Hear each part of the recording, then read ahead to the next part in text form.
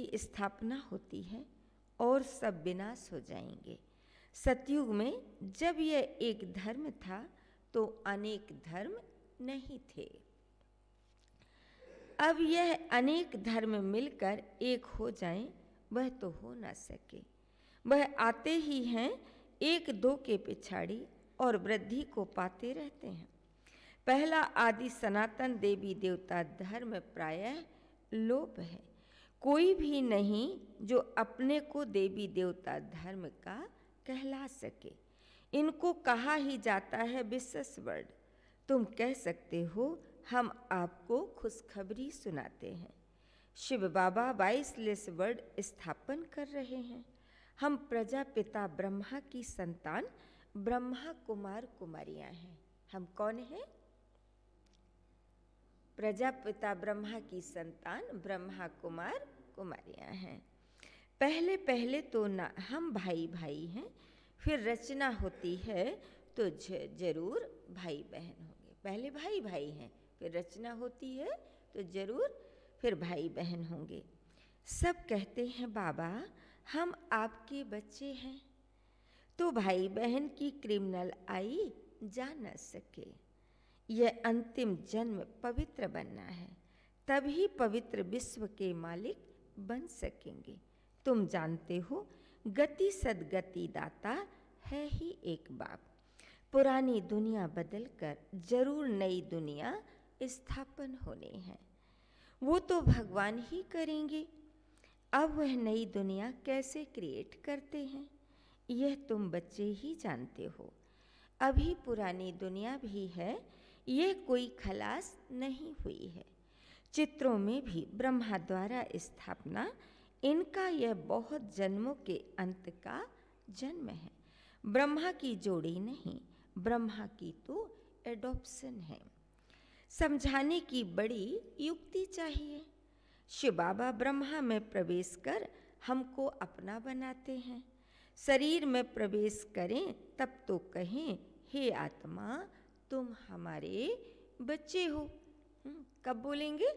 जब शरीर में प्रवेश करेंगे तब कहेंगे हे आत्मा तुम हमारे बच्चे हो। कौन प्रवेश करेगा? शिव बाबा। आत्मा ही तो हैं ही। फिर ब्रह्मा द्वारा सृष्टि रची जाएगी तो जरूर ब्रह्मा कुमार कुमारियां होंगे ना, तो बहन भाई हो गए। दूसरी दृष्टि निकल जाती है। हम शिव बाबा से पावन बनने का वर्षा लेते हैं। रावण से हमको श्राप मिलता है। अभी हम देही अभिमानी बनते हैं तो बाप से वर्षा मिलता है। देह अभिमानी बनने से रावण का श्राप मिल जाता है ना। देवभान में आए तो रावण का श्राप मिल गया। इविल बातें, इविल कर्म ये सब करना शुरू कर देते हैं। श्राप मिलने से नीचे उतरते जाते हैं। अभी भारत श्रापित है ना। भारत को इतना कंगाल बिकारी किसने बनाया? तो कोई का तो श्राप है ना। यह है रावण रूपी माया का श्राप। हर वर्ष रावण को जलाते हैं तो जरूर दुश्मन है ना। किसको जलाया जाता है? तो दुश्मन है ना। धर्म में ही ताकत होती है। अभी हम देवता धर्म के बनते हैं। बाबा नए धर्म की स्थापना करने निमित्त हैं। कितनी ताकत वाला धर्म स्थापन करते हैं। हम बाबा से ताकत लेते हैं, सारे विश्व पर विजय पाते हैं। याद की यात्रा से ही ताकत मिलती है और विकर्म विनाश होते हैं। तो यह भी एक भीति लिख देनी चाहिए। हम खुशखबरी सुनाते हैं। अब इस धर्म की स्थापना हो रही है, जिसको ही हेवन स्वर्ग कहते हैं। ऐसे बड़े बड़े अक्षरों में लिख दो। बाबा राय देते हैं सबसे मुख्य है यह। अब आदि सनातन देवी देवता धर्म की स्थापना हो रही है। प्रजापिता ब्रह्मा भी बैठा है। हम प्रजापिता ब्रह्मा कुमार कुमारियां श्रीमत पर यह कार्य कर रहे हैं। ब्रह्मा की मत नहीं, श्रीमत है ही परम पिता परमात्मा शिव की, जो सबका बाप है। बाप ही एक धर्म की स्थापना, अनेक धर्मों का विनाश करते हैं। राजयोग सीख यह बनते हैं, हम भी यह बन रहे हैं। हमने बेहद का संन्यास किया है, क्योंकि जानते हैं ये पुरानी दुनिया भस्म हो जानी है। जैसे हद का बाप नया घर बनाते हैं, फिर पुराने से ममत्व मिट जाता है। बाप कहते हैं यह पुरानी दुनिया खत्म होनी है, अब तुम्हारे लिए नई दुनिया स्थापन कर रहे हैं। तुम पढ़ते ही हो नई दुनिया के लिए। अनेक धर्मों का विनाश, एक धर्म की स्थापना संगम पर ही होती है। लड़ाई लगेगी, नेचुरल कैलेमिटीज भी आएगी। सतयुग में जब इनका राज्य था तो और कोई धर्म थे नहीं, बाकी सब कहाँ थे। यह नॉलेज बुद्धि में रखनी है, ऐसे नहीं यह नॉलेज बुद्धि में रखते दूसरा काम नहीं करते हैं। ये नॉलेज बुद्धि में रखेंगे तो दूसरा काम नहीं कर सकेंगे, ऐसा है कोई बात नहीं। तो कितनी ख्याल रखते हैं, चिट्ठियाँ लिखना है, पढ़ना है, मकान का ख्याल रख करना, तो भी बाप को याद करता हूँ ना। कौन कह रहा है ये? ब्रह्मा बाबा कह रहे हैं कि देखो इतना काम करना पड़ता है, कितने काम का ख्याल रखना पड़ता है, तो भी बाबा को याद करता हूँ ना। तो बाप को याद ना करें तो विकर्म कैसे विनाश होंगे? बाप को याद ना करें तो विकर्म कैसे विनाश होंगे? अभी तुम बच्चों को ज्ञान मिला है, तुम आधा कल्प के लिए पूज्य बन रहे हो। आधा कल्प है पुजारी तमो प्रधान, फिर आधा कल्प है पूज्य सतो प्रधान। आत्मा परम पिता परमात्मा से योग लगाने से ही पारस बनती है। कैसे पारस बनेगी? परम पिता परमात्मा से योग लगाने से ही पारस बनती है। याद करते करते आयरन एज से गोल्डन एज में चली जाएगी। पतित पावन एक को ही कहा जाता है, आगे चल तुम्हारा आवाज निकलेगा। यह तो सब धर्मों के लिए है। तुम कहते भी हो, बाप कहते हैं कि पतित पावन मैं ही हूँ। मुझे याद करो तो तुम पावन बन जाएंगे, बाकी सब हिसाब किताब चुकतू कर जाएंगे। कहाँ भी पूछते हो तो पूछ सकते हो। सतयुग में होते ही हैं थोड़े, सतयुग में होते ही थोड़े हैं। अभी तो अनेक धर्म हैं, जरूर हिसाब किताब चुकतू कर फिर ऐसे बनेंगे जैसे थे। कैसे बनेंगे? जैसे थे। तो कैसे थे? देवी देवता के रूप में थे। डिटेल में क्यों जाएं, जानते हैं हम हर एक अपना अपना पार्ट बजाएंगे। हम सब क्या जानते हैं कि हर एक अपना अपना पार्ट बजाएंगे। अभी सबको वापस जाना है, क्योंकि यह सब सतयुग में थे ही नहीं। बाप आते ही हैं एक धर्म की स्थापना करने, अनेक धर्मों का विनाश करने। अब नई दुनिया की स्थापना हो रही है, फिर सतयुग जरूर आएगा, चक्र जरूर फिरेगा। टू मच ख्यालात में ना जाएं। मूल बात, हम सतो प्रधान बनेंगे तो ऊंच पद पाएंगे। सतो प्रधान बनेंगे तब ऊंच पद पाएंगे। कुमारियों को तो इसमें लग जाना है। कुमारी की कमाई माँ बाप नहीं खाते हैं, परंतु आजकल भूखे हो गए हैं तो कुमारियों को भी कमाना पड़ता है। तुम समझते हो अब पवित्र बन पवित्र दुनिया का मालिक बनना है। हम राजयोगी हैं, बाप से वर्षा जरूर लेना है। अभी तुम पांडव सेना के बने हो, अपनी सर्विस करते हुए भी यह ख्याल रखना है, हम जाकर सबको रास्ता बताएं। जितना करेंगे उतना पद पाएंगे। बाबा से पूछ सकते हैं, हर हालत में मर जाएं, इस हालत में मर जाएं तो हमको क्या पद मिलेगा? बाबा से पूछते हैं, बाबा अभी हम मर जाएं तो क्या पद मिलेगा? तो बाबा झट बता देंगे, सर्विस नहीं करते हो इसलिए साधारण घर में जाकर जन्म लेंगे, फिर आकर ज्ञान लेवे सो तो मुश्किल है। जाने के बाद कब बड़े होंगे, कब ज्ञान लेवे, है ना, कैसी फैमिली है, क्योंकि यहाँ सर्विस नहीं कर रहे हैं तो वहाँ भी पद अच्छा नहीं मिलेगा। तो क्योंकि छोटा बच्चा इतना ज्ञान तो उठा नहीं सकता, समझो बाकी 2-3 वर्ष रहते हैं तो क्या पढ़ सकेंगे? बाबा बता देंगे तुम कोई क्षत्रिय कुल में जाकर जन्म लेंगे,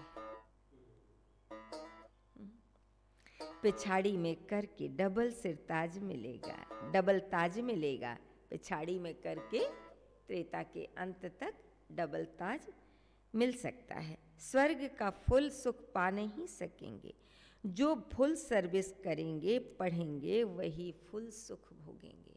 अंडरलाइन करना है, जो फुल सर्विस करेंगे पढ़ेंगे वही फुल सुख पाएंगे।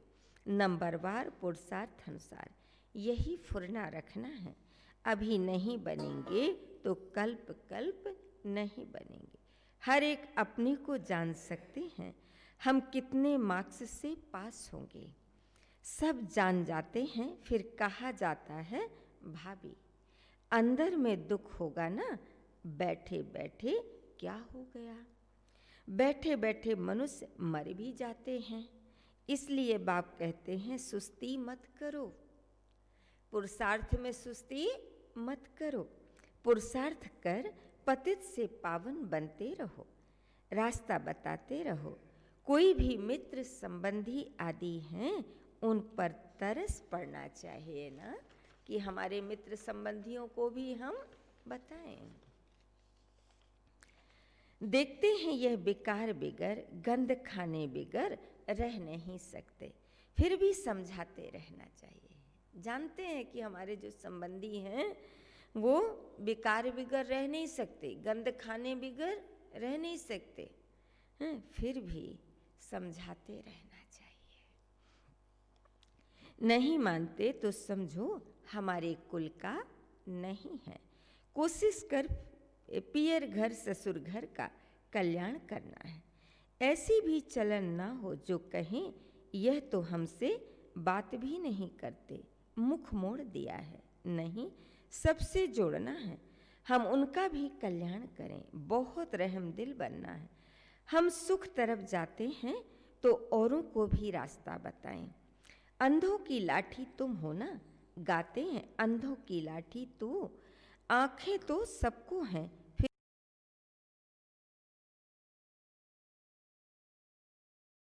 शांति सुख का रास्ता बताने वाला एक ही बाप है। यह तुम बच्चों की बुद्धि में अभी है, आगे थोड़े ही समझते थे। भक्ति मार्ग में कितने मंत्र जपते हैं, राम राम कह मछली को खिलाते, चींटियों को खिलाते। अब ज्ञान मार्ग में तो कुछ भी करने की दरकार नहीं है। पक्षी तो ढेर के ढेर मर जाते हैं, एक ही तूफान लगता है कितने मर जाते हैं। नेचुरल कैलेमिटीज तो अब बहुत जोर से आएगी, ये रिहर्सल होती रहेगी, ये सब विनाश तो होना ही है।